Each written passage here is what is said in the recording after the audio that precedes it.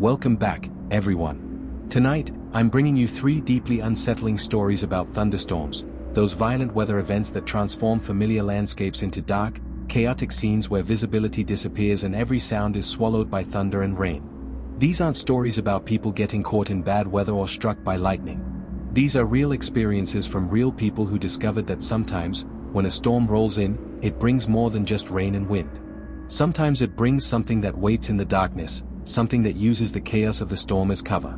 Before we dive in, I want to know, have you ever been alone during a severe thunderstorm and felt like you weren't actually alone? Have you heard sounds during a storm that you couldn't explain away as thunder or wind?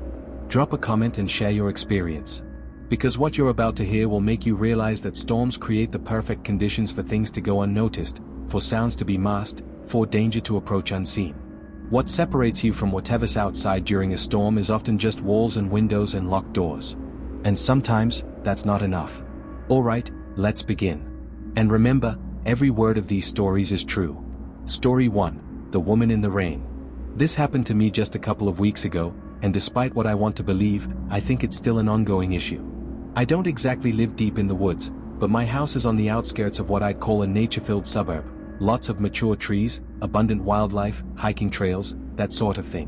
One side of our property borders what I guess you could call a small forest, though it's more accurate to describe it as a wooded patch since it's only about a quarter mile from our house to the neighboring road on the other side. That road leads up and connects to another street, and on the other side of that street is this massive body of water that I've always been curious about.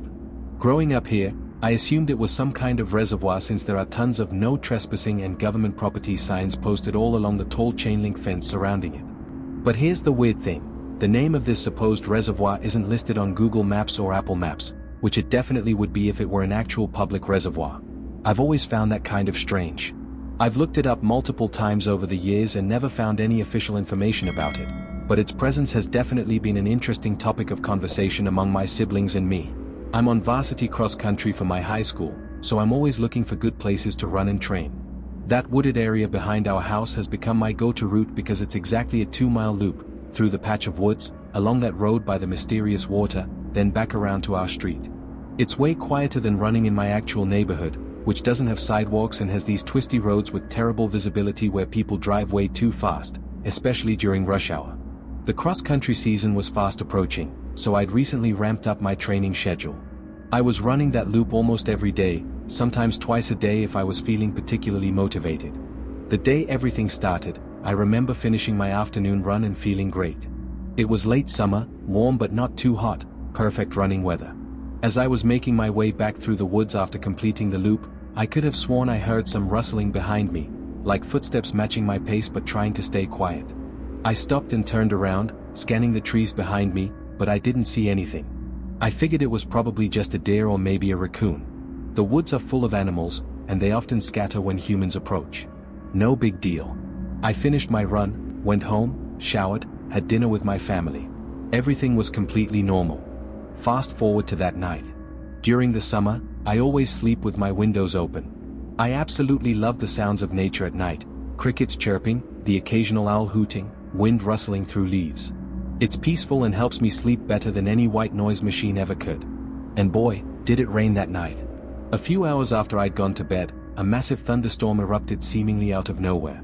The weather forecast hadn't mentioned anything about severe storms, so it caught everyone by surprise. It was glorious, honestly. I was lying in bed listening to the rain drumming against the roof and the thunder rolling across the sky, feeling that cozy sensation of being warm and dry inside while nature raged outside. That's when I started drifting off to sleep, that pleasant drowsy feeling washing over me. But then I heard something that definitely wasn't part of the storm. It was soft at first, barely audible over the rain. But it didn't go away. It continued, getting slightly louder, more distinct. It was a sobbing sound. Someone crying. And the more I listened, the more it sounded like it was coming from right beneath my bedroom window. And the more I focused on it, the more distinctly human it sounded. Not an animal, not the wind, not a trick of the storm. A person crying. I sat up in bed, my heart starting to race. Maybe I was imagining it.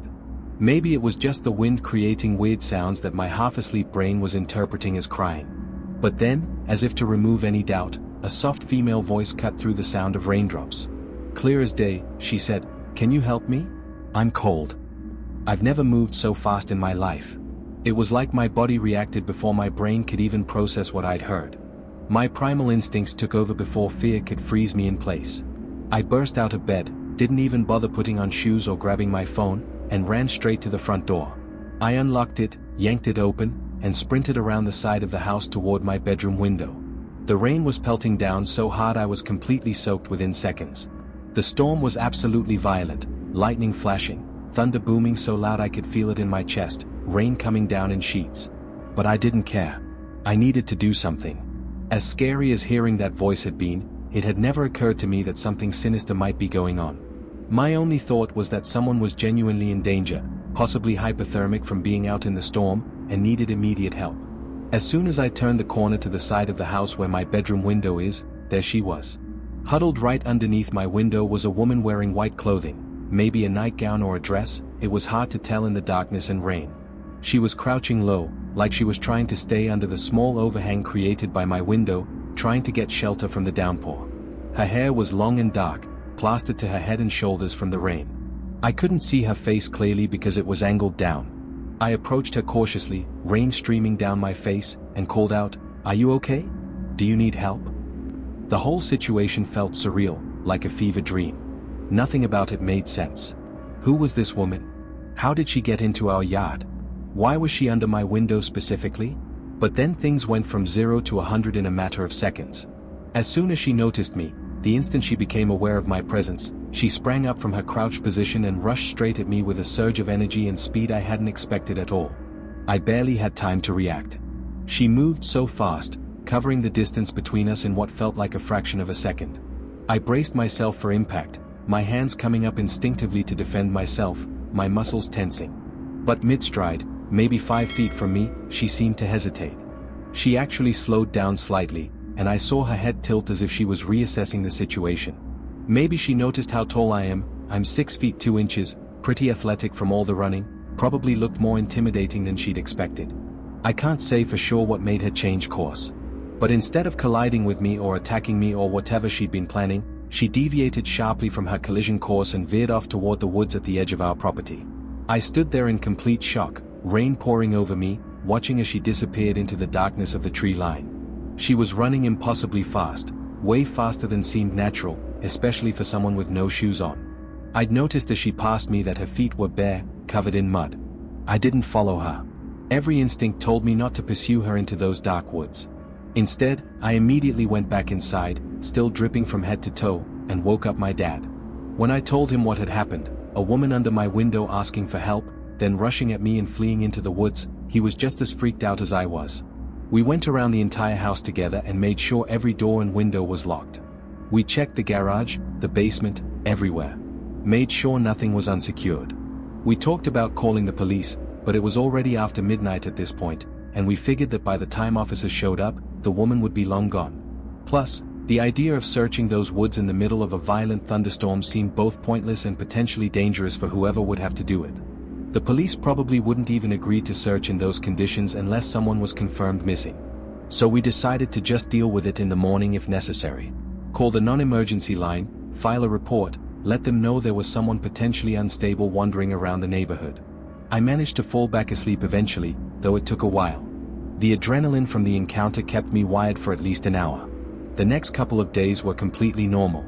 My dad and I chalked the whole thing up to one of two potential explanations, either a homeless person looking for shelter who panicked when confronted, or someone having some kind of mental health crisis. Neither explanation was comforting, but both were at least logical and grounded in reality. But what happened that night wasn't the end of the ordeal. In fact, it was more like the beginning of something much worse. Maybe a week after the initial incident, I was going on one of my usual runs. Same route as always, through the woods, along the road by the fenced water, back around. As I was making my way up to the connecting road, running at a pretty good pace, I happened to glance through the barbed wire fence at the water.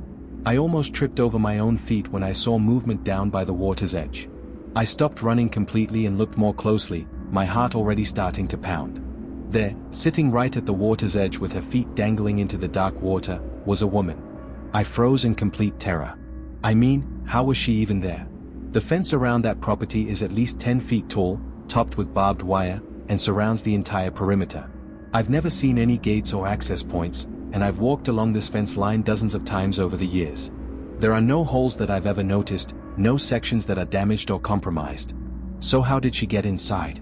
I must have made some kind of noise, maybe I gasped or my running shoes scraped against the pavement.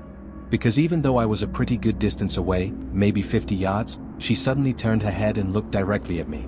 In that moment, there was absolutely no doubt in my mind that she was the same woman who had been underneath my bedroom window during that thunderstorm. Same long dark hair, same white dress or nightgown that was now dry but still somehow looked wrong, like it didn't quite fit right or was from a different era. The instant she saw me, she got up from her sitting position and ran toward the fence with this completely crazed look in her eyes. Her expression was wrong, too intense, too focused, her mouth opened slightly like she was breathing hard or trying to say something. She reached the chain link fence and pressed her face right against it, her fingers wrapping around the metal links. She just stood there, maybe 15 feet from me now, staring at me with this disturbing smile on her face. And it was not a normal smile. It was too wide, showing too many teeth. Her eyes were wide open, unblinking despite the bright afternoon sun. I yelled out that I was calling the police, hoping that threat would scare her off, make her run away or at least back off from the fence. And I guess it worked, because as soon as I said those words, she turned away from the fence and dove straight into the water. Not a careful entry, not a gradual wade. She just turned and threw herself into the water head first, like a trained diver, her body cutting through the surface with barely a splash. It was so unsettling and so unnatural that I felt genuinely unsafe just standing there on that empty road. I pulled out my phone and called 911 immediately, trying to explain the situation to the dispatcher while keeping my eyes on the water, looking for where she'd surface. But she didn't come up. Not where I expected, anyway. I kept scanning the water, looking for her head to break the surface, for her to come up gasping for air. The water was dark and murky, I couldn't see more than a few inches below the surface. She could have been anywhere. I tried to track where she might be swimming, but she'd gone completely out of view before the police even arrived. When officers finally showed up, maybe 10 minutes later, they took my statement and said they'd investigate the area. They asked me questions about what she looked like, what she was wearing, whether she'd said anything to me. I told them everything, including the incident from a week earlier with her being under my window.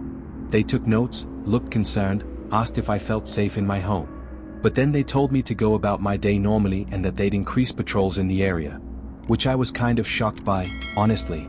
I just reported someone trespassing on government property and potentially drowning herself, and their response was basically thanks for letting us know, we'll keep an eye out. I haven't seen her again since that day at the fence. But I've started hearing noises outside my bedroom window at night. Not crying like during the thunderstorm. Just general sounds of someone moving around out there. Footsteps in the grass. The subtle creak of someone's weight shifting. Breathing sounds, sometimes. It's making me really paranoid. I've stopped sleeping with my windows open, even though the weather is still nice. I keep them locked, curtains drawn, and I've even put a chair under the window as an extra barrier, which I know is probably useless but makes me feel slightly better. I just know something else is going to happen. I can feel it. This isn't over. I've actually been reluctant to go running lately because I absolutely do not want to run into her again. I've switched to running on the treadmill at the gym, even though I hate it, because at least there I'm around other people. I get that she's probably experiencing some kind of psychotic episode. I understand that she's likely mentally ill and probably followed me home after seeing me on one of my runs through the woods. But what remains the biggest mystery to me, what I absolutely cannot explain, is how she ended up on the other side of that fence. My younger sister and I have spent hours over the years looking for a way into that property. We've walked the entire perimeter multiple times. We've looked for gates, holes, damaged sections, anything. I'm telling you, it's impossible to get in there without bolt cutters or a ladder, and even then you'd have to deal with the barbed wire at the top. My cousin Nick is one of those conspiracy theorist types, always talking about government cover-ups and secret facilities. He's convinced that there's something more to that reservoir that the government wants to hide, and that this woman is somehow connected to it. Maybe she escaped from some kind of facility, he says. Maybe she's been living on that property for years. Maybe the government knows about her and doesn't care. But I think that's ridiculous. The simplest explanation is usually the right one, and the simple explanation is that there's a mentally unstable woman who somehow got into that property and is now fixated on me for whatever reason. Still, I've never felt more unsettled in my own home. I sleep with my phone next to my pillow every night now, 911 already pulled up on the screen so I can just hit the call button if I hear something. My parents think I'm overreacting. My dad says I should just call the police again if I hear anything else, and my mom suggested I talk to a counselor about anxiety.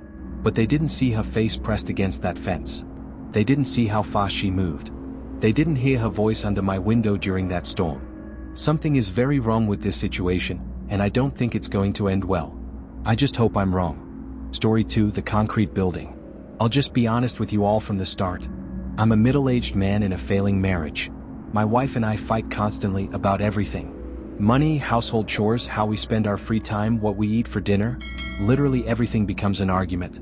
I can't even remember what my wife and I were fighting about on this particular night. Probably something completely stupid and insignificant that we blew out of proportion like we always do. The argument escalated like they always do, voices getting louder, accusations getting nastier, until I finally had enough. I grabbed my keys and wallet and stormed out of the house.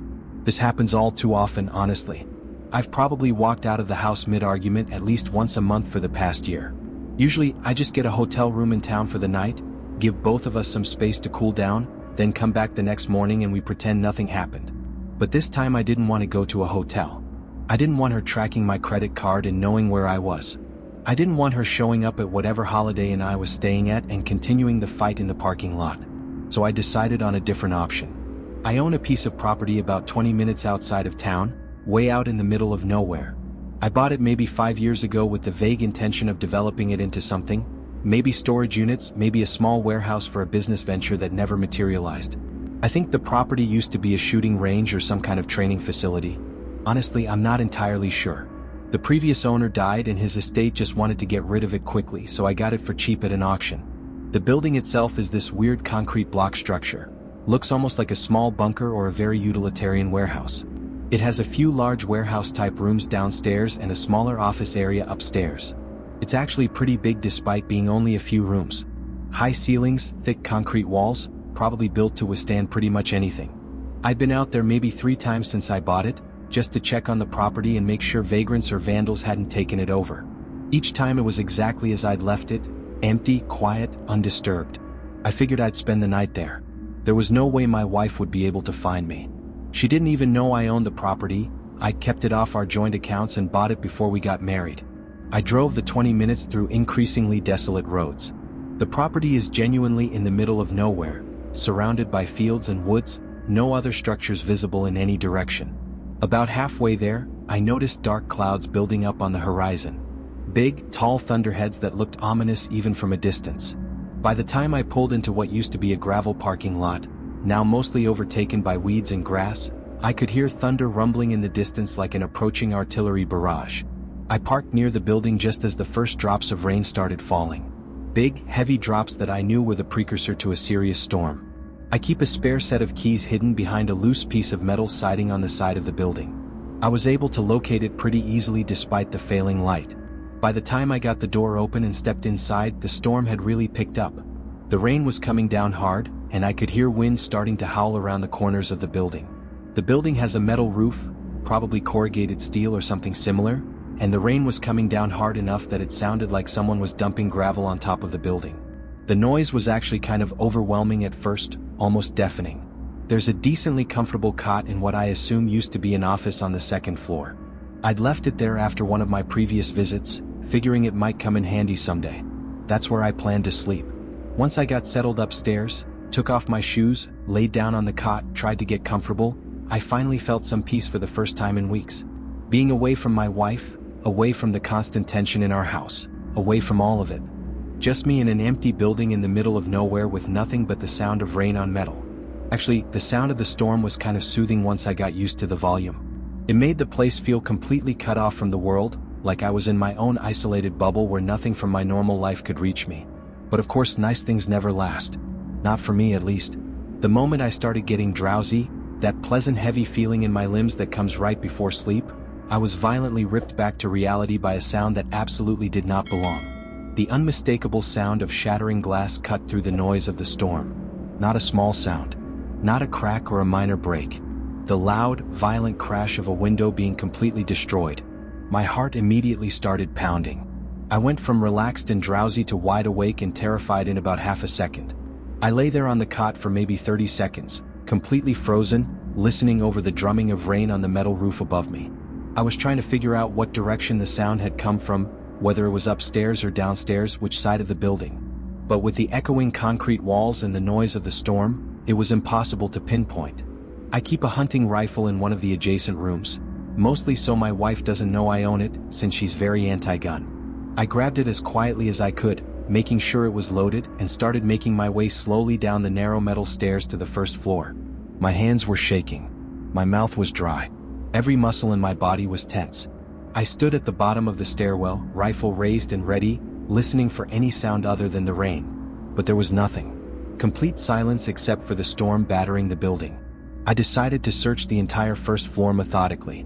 I'd go room by room, rifle ready, checking every corner and closet until I found the source of that sound. The first large warehouse room was empty. Nothing out of place. The second room was the same. Just bare concrete floors and empty space. In the third room at the back of the building, I found what I was looking for. One of the windows, which had been boarded up with plywood when I bought the place, had a hole punched through it. The plywood was splintered inward, and glass was scattered on the concrete floor inside the room. But that was it. There were no other signs of entry. No footprints in the dust on the floor. No evidence that anyone had actually climbed through the window. And despite the window being broken, the hole wasn't even big enough for a person to fit through. Maybe a large dog could squeeze through, but not a human. Still, I was paranoid to my core. Someone or something had broken that window, and I needed to make sure they weren't hiding somewhere in the building. I spent another 20 minutes examining the entire property, every room, every closet, every shadow. I checked behind the old equipment that the previous owner had left behind. I looked in spaces that were way too small for a person to hide in. I couldn't find anything that looked out of place or suspicious.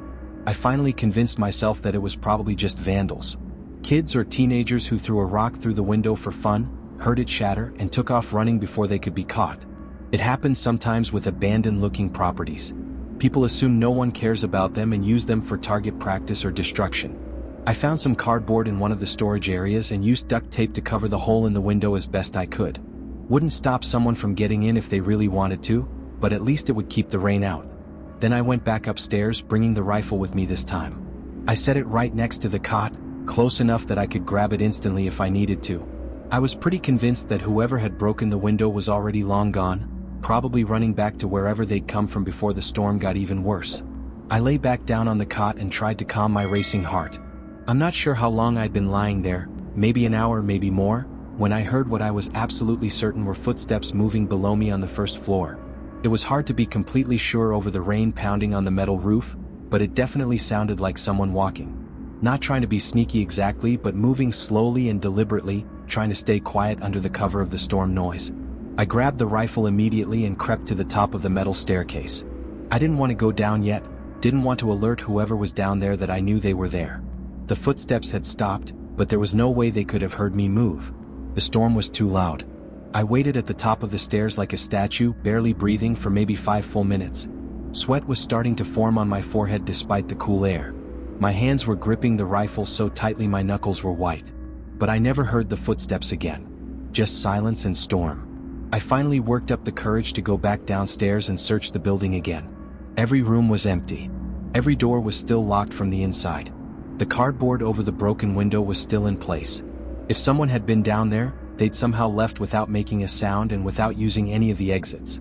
I went outside into the pouring rain, soaked to the skin within seconds, and searched the perimeter of the building with my phone's flashlight. There were no vehicles nearby. No footprints in the mud that I could see, though the rain was washing away tracks as fast as they could form. No evidence at all that anyone had been there. This was starting to seriously freak me out. I went back inside, locked the door behind me, and tried to rationalize what I'd heard. Old buildings make sounds, especially during storms. The temperature changes, the pressure changes, materials expand and contract. Combine that with rain on a metal roof and general creaking, and there were probably a dozen explanations for sounds that might seem like footsteps. I was just being paranoid, letting my imagination run wild because I was alone in an unfamiliar building during a storm. I went back upstairs and tried to focus on getting some sleep, telling myself I was overreacting. But that wasn't the end of it. I couldn't have been lying there for more than 30 minutes when I heard something that made my blood run absolutely cold. The unmistakable sound of heavy furniture being dragged across the concrete floor directly below me. Not footsteps this time. Not ambiguous creaking. The very specific, very clear sound of something substantial being pushed or pulled across hard flooring. A grinding, scraping sound that went on for several seconds before stopping. This was completely different. This couldn't be explained away by the storm or the building settling or my imagination. Someone was definitely down there and they were moving things around. This time I didn't hesitate. I grabbed the rifle and stormed down the stairs, flipping on every light switch I could find along the way. I was getting angry now, which was probably better than being scared. Anger I could use. Fear would just paralyze me. I yelled out into the building, "I know you're in here. I'm armed and I'm not messing around. This is private property and I'm not afraid to defend myself." My voice echoed through the empty concrete rooms and then died away into silence. Nobody answered. Nobody revealed themselves. I went through every room again with the lights on, rifle raised, ready to confront whoever was playing games with me. But nothing had been moved. Every piece of old equipment, every box, every bit of debris was exactly where it had been before. And there was still no one there. You might be wondering why I didn't call the police at this point. 2 reasons. First, I honestly wasn't sure what I'd tell them. That I heard noises in an old building during a storm? That something might have been moved but I couldn't prove it? But more importantly, the property isn't completely up to code. That's putting it generously. There are probably a dozen building code violations, fire code issues, safety problems. The last thing I needed was to bring official attention to the place and risk getting fined or having the building condemned. So calling the police wasn't really an option. But standing there in that empty building, rifle in hand, yelling into the darkness like a crazy person, something suddenly shifted inside me. In an instant, my frustrated anger transformed into pure, cold, primal fear. It wasn't just a change in attitude or mood. It was physical. Like something icy washed over my entire body, raising every hair, making my skin crawl. Every instinct I had was suddenly screaming at me to get as far away from that building as possible. Not to investigate further. Not to try to prove I was brave. Just to run. I don't know what triggered it exactly. Maybe some subconscious part of my brain had picked up on something my conscious mind hadn't noticed. Maybe it was just the accumulation of all the weird sounds and unexplainable events. But I knew, with absolute certainty, that I needed to leave immediately. I quickly gathered my few belongings, returned the rifle to its hiding place, and turned off all the lights I'd turned on. The storm was still raging outside, but I didn't care anymore. I'd rather be out in the storm than spend another minute in that building. I locked up, returned the key to its hiding place, and drove back home through the worst of the weather. My wife was already asleep when I got home. We didn't talk about the fight or where I'd been. We just pretended nothing had happened like always. It's been a little over 3 weeks since that night. I'm planning to go back to the property soon, maybe this weekend if I can find the time. I want to install some kind of security system. Cameras, motion sensors, something that can tell me if anything is actually happening there or if my mind was just playing tricks on me. As far as what actually happened that night, I genuinely have no idea. Either someone was actually in that building and was somehow able to hide from me despite my thorough searches, or I'm starting to lose my mind from the stress of my failing marriage. I don't know which possibility scares me more. But there's also a third possibility that I don't want to think about. That I absolutely refuse to consider seriously because it terrifies me more than either of the other explanations. The possibility that whatever was in that building with me wasn't human at all. That it was something else. Something that could move without making footprints when it wanted to. Something that could drag furniture across concrete floors and then return everything to its original position before I could see it. Something that wanted me to know it was there but didn't want to be seen. I really don't want to think about that possibility. But sometimes late at night when I can't sleep, I do think about it. And I wonder what would have happened if I'd stayed there the whole night instead of leaving when I did. Story 3: The Flat Tire. My name is Jason. I'm 24 years old and I live in a pretty rural area where you have to drive at least 30 minutes to get to anything interesting. Restaurants, movie theaters, decent bars, anything worth doing. This happened to me 3 Fridays ago. The memory is still incredibly fresh, still gives me anxiety when I think about it too much. My buddy Leo and I had driven out to a house party a few towns over. It wasn't a huge rager or anything like that. Just one of those chill gatherings where maybe 30 or 40 people hang out in someone's backyard playing beer pong, listening to music, standing around a fire pit talking. A little too collegey for my taste if I'm being honest, since we're both a few years out of college at this point. But there's genuinely not much else to do around where we live, so you take what you can get in terms of social opportunities. I was the designated driver that night. We'd agreed on it before we left. So I'd been nursing the same beer for probably 3 hours while Leo was doing his usual thing. getting progressively louder, more philosophical, and more flirtatious as the night went on. He was pretty thoroughly drunk by the time we left around 1 a.m., which was funny at first. He was making jokes, being overly friendly with everyone, giving long hugs goodbye. But then I realized I'd essentially become his de facto babysitter for the drive home, which was less funny. After finally dragging him away from this girl he'd been flirting with, and who was clearly not interested but too polite to say so directly, I managed to get him into my car for the 20-something minute drive back to town. The weather had gotten pretty nasty while we'd been at the party. What had started as a light, almost refreshing drizzle when we arrived had transformed into a serious thunderstorm. Rain was coming down in sheets so heavy that my windshield wipers on the highest setting could barely keep up. Lightning was flashing constantly, illuminating the dark rural roads in brief, stark bursts of white light. I had to slow way down, crawling along at maybe 30 miles per hour on roads where I'd normally drive 60 without thinking about it. The visibility was just terrible. Leo kept complaining. First about my driving, said I was going too slow, that we'd never get home at this rate.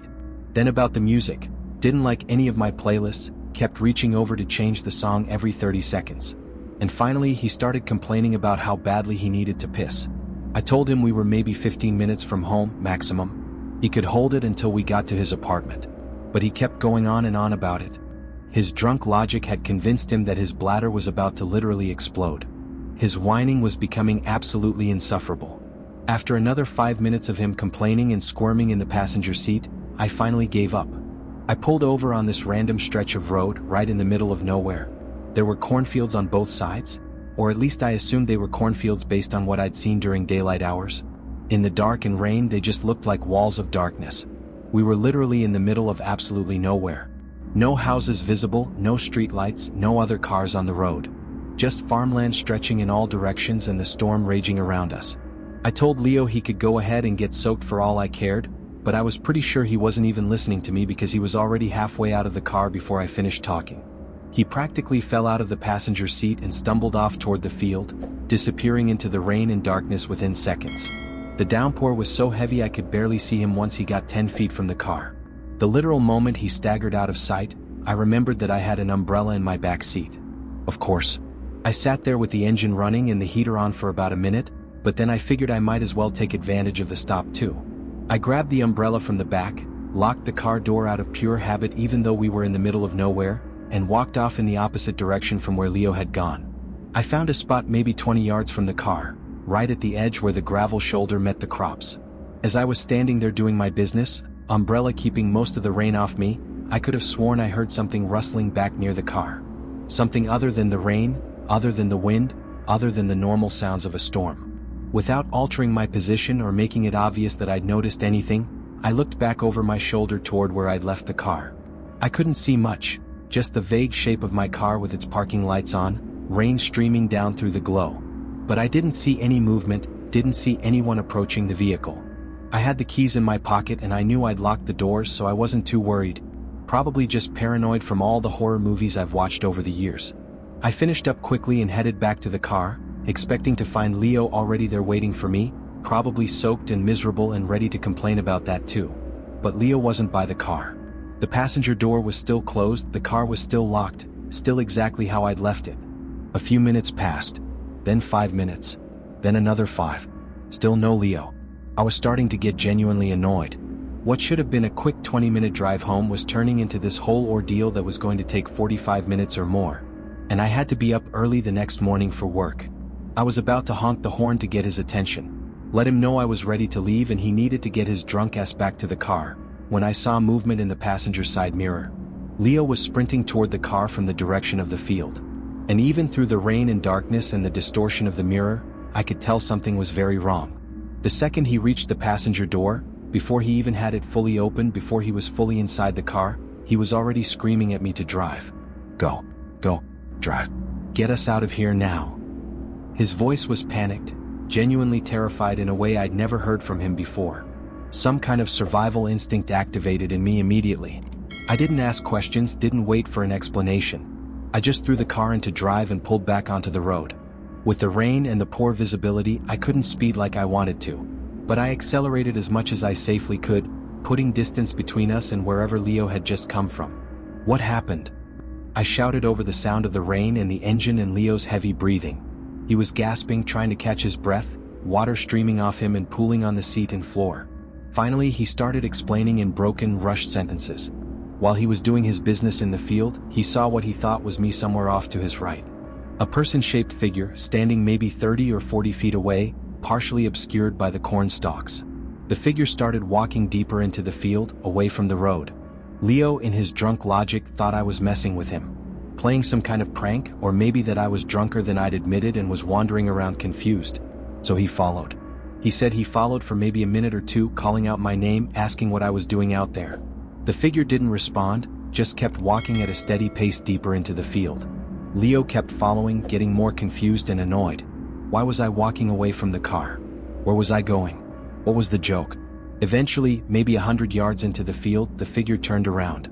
And Leo immediately realized it definitely wasn't me. He said he couldn't make out specific facial features in the darkness and rain, but the height was wrong, the build was wrong, the posture was wrong. It was clearly someone else. A stranger. Who had been deliberately walking deeper into the field, leading Leo away from the road and the car.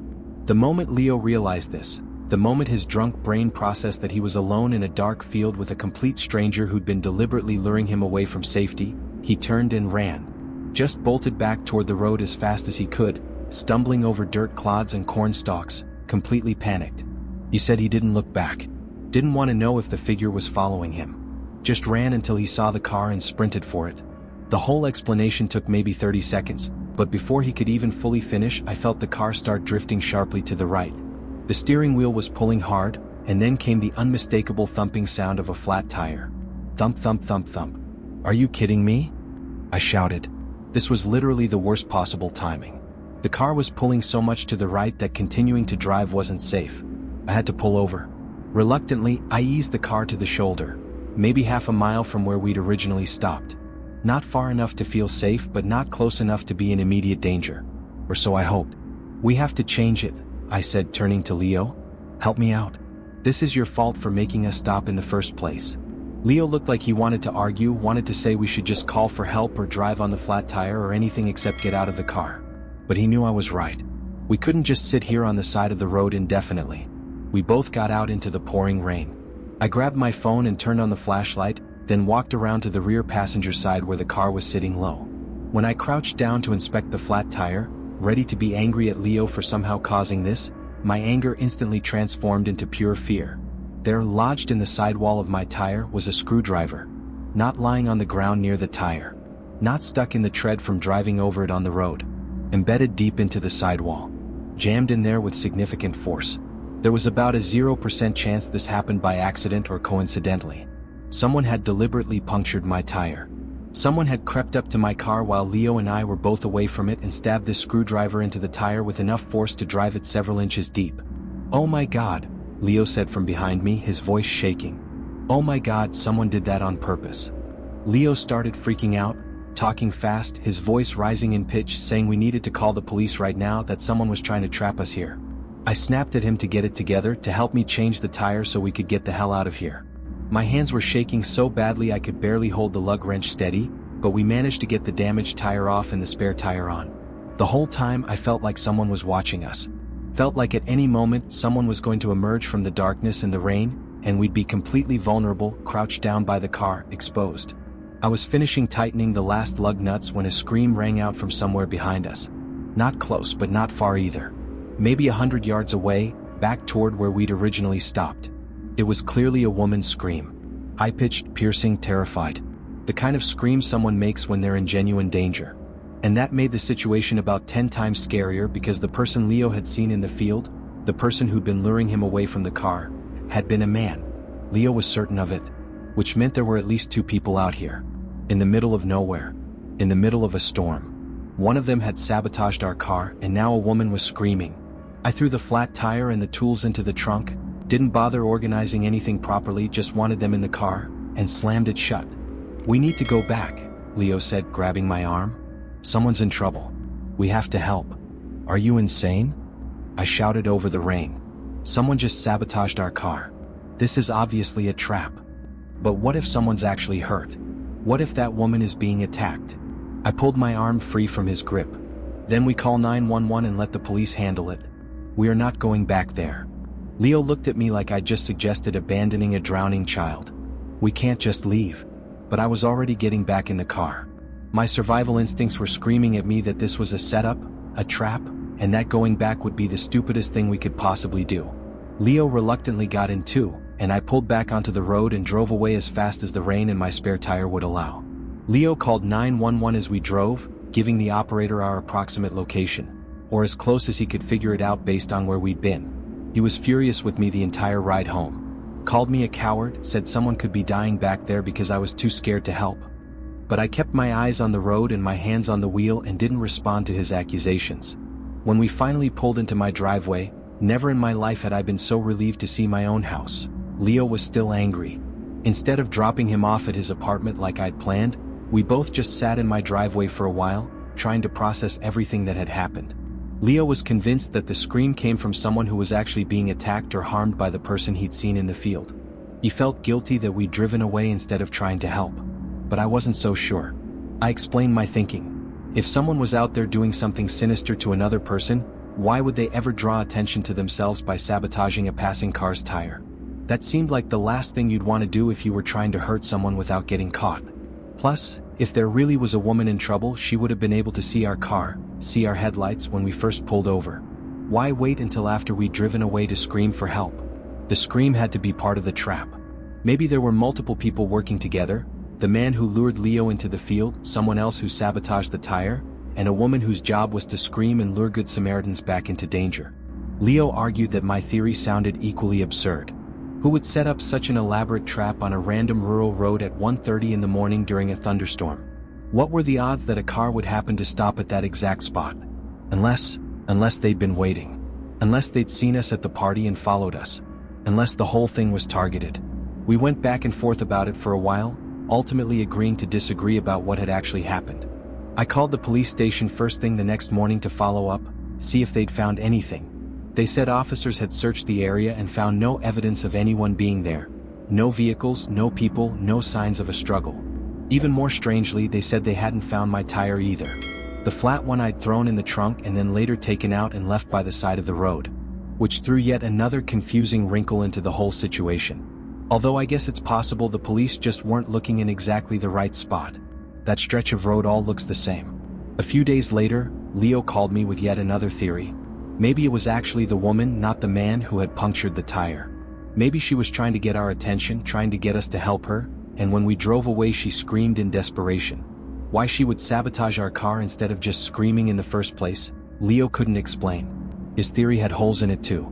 The whole thing honestly has no explanation that sits right with me. Every theory has problems, has questions it can't answer. But here's what keeps me up at night. If Leo is right, if there really was someone in genuine trouble out there that night, then I sealed their fate by driving away. I left them to whatever was happening in that dark field. And I have to live with that possibility. But if I'm right, if it was all an elaborate trap designed to lure us out of the car and into danger, then driving away was the only thing that saved our lives. I don't know which version of events is true, and I don't think I ever will. 3 people. 3 thunderstorms. 3 encounters with something that used the chaos and darkness of the storm to hide, to approach, to create danger that couldn't be seen or understood until it was almost too late. I want to thank everyone who shared their experiences. Storms create the perfect conditions for the unexplainable, limited visibility, overwhelming noise, the sense that nature itself is attacking. And sometimes, something worse than the storm uses those conditions to its advantage. If you found these stories compelling, please like and subscribe. And if you've ever experienced something during a thunderstorm that you couldn't explain, something that made you realize the storm wasn't the only thing you should have been afraid of, share your story in the comments. Stay safe out there. When severe weather hits, make sure your doors and windows are locked. Stay inside. Don't investigate strange sounds or cries for help without calling the authorities first. Because sometimes the storm isn't the most dangerous thing outside your windows. Until next time.